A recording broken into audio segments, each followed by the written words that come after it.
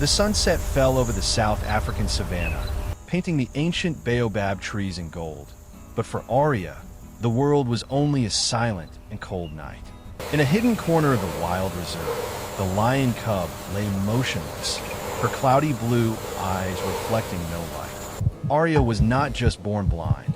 She also carried a psychological scar that was too large after witnessing her pride being slaughtered by poachers.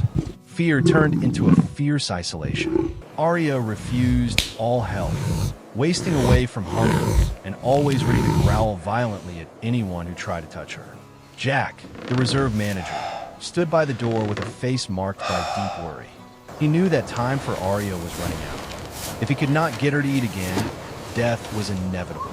At that moment, his gaze met Baron, a German shepherd lying gloomily under the porch. Baron was once a legend in the rescue team, but after his longtime partner passed away, the dog fell into a void, losing his sense of purpose. Looking at those two broken souls, a bold idea flashed in the mind of Jack. He noticed the protective instinct of Baron still flowed beneath the surface, and Arya desperately needed a point of support. Jack decided to perform an unprecedented connection, using the loyalty of a guardian to lead a predator lost in darkness. A gamble between life and death began here. The next morning, Jack decided to take the most important step in his plan. He led Baron toward the enclosure of Arya. When the wooden gate creaked dryly, Arya immediately bolted up from the dark corner. Although she could not see, the sharp hearing of a predator allowed her to recognize a strange creature entering her domain. Arya bristled the fur on her neck, bared her tiny fangs, and let out a shaky but threatening growl. However, Baron did not flinch.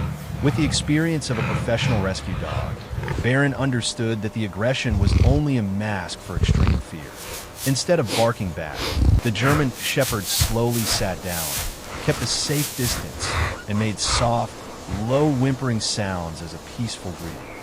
Jack watched from afar, realizing that silence was not enough for Arya to locate and trust. He took a small silver bell from his pocket, carefully tying it to the leather collar of Baron. Every time Baron moved, a thin jingling sound rang out, breaking the tense atmosphere. This was the turning point. For Arya, that bell sound was not just a noise, but a lighthouse in a vast sea of night. During the first few days, Arya remained cautious, but the steady ringing and the patient presence of Baron began to soothe her panic attacks. The bond truly began to sprout through silent acts of sharing. On some afternoons, Baron did not finish his meat, but used his nose to gently push the bowl toward the dark corner where Arya was hiding. The dog then backed away, letting the bell ring in a short rhythm as a signal to say, "Food is here. You do not need to be afraid." Hungry and tired, Arya began to crawl out, using her nose to sniff, and for the first time in many days, she agreed to eat. Jack stood behind the door, his eyes burning with emotion as he saw that sight. Gradually, Arya became curious about the world outside that the bell of Baron was calling her to. One bright, sunny morning, Baron slowly stepped out from the shade of the porch, the bell ringing rhythmically with every steady step. Arya hesitated, her small legs trembling as she followed. For the first time, the blind lioness stepped out of the darkness to touch the lush green grass, feeling the warmth of the South African sun on her fur. Baron went a few steps ahead, occasionally stopping to bark a low note when a large rock or thorn bush blocked the path. The connection between them became inseparable.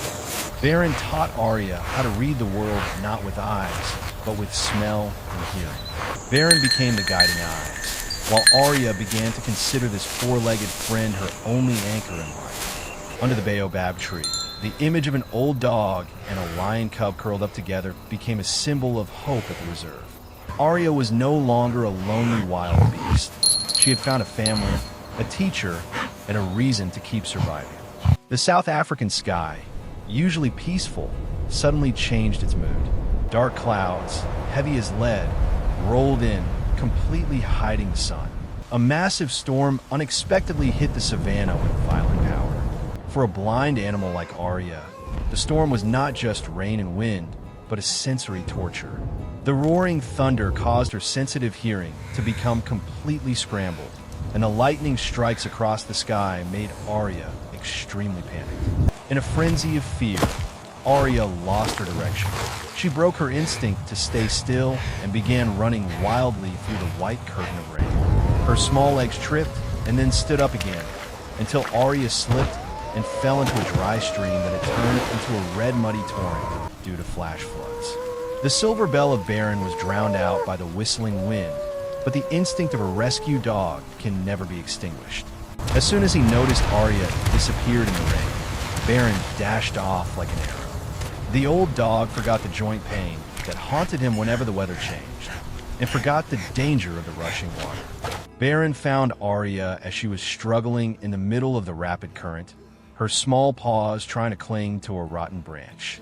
Without a second of hesitation, Beren plunged into the muddy water. The force of the water pushed Beren away, but the dog clenched his teeth, using all his strength to swim toward his little friend. Beren reached Arya.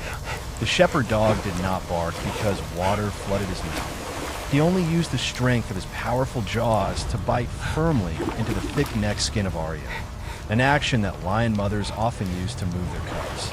The weight of a growing lioness and the fierce current exhausted Beren quickly.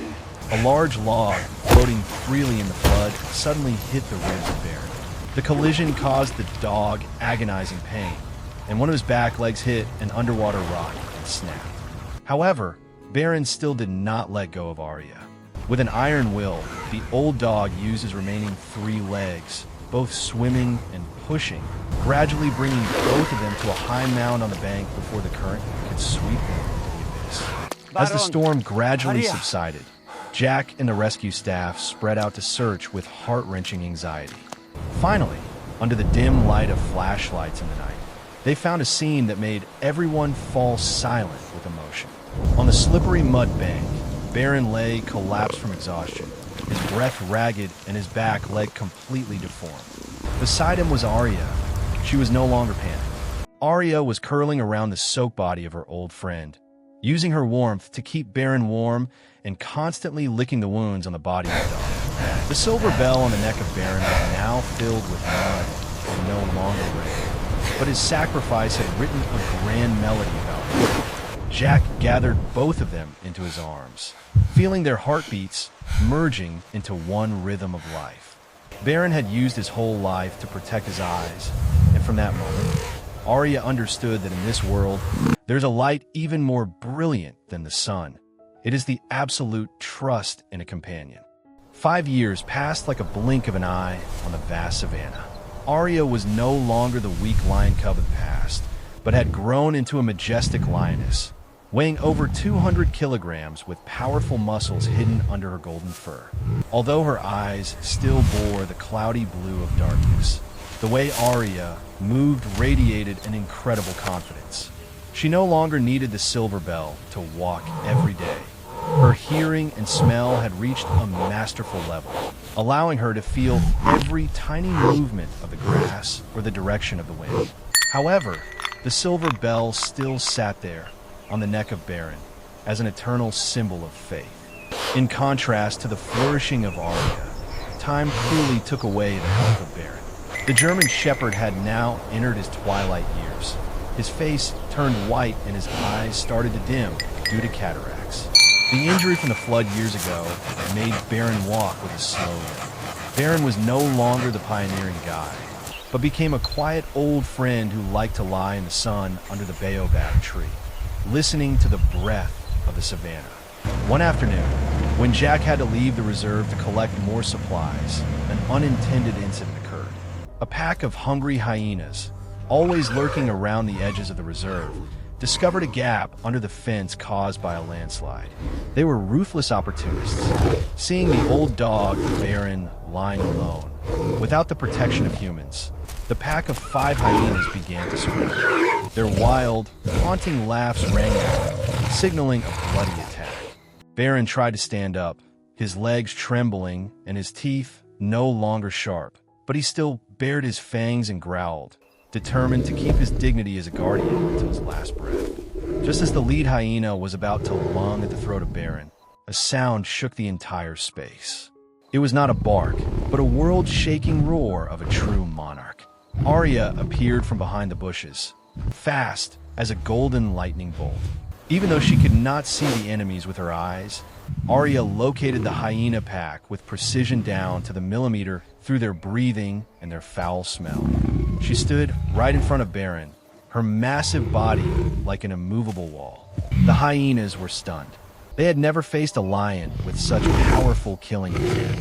Arya roared again, a powerful roar that made the ground beneath their feet tremble. She lunged toward the lead hyena, using a heavy blow to chase away the invaders.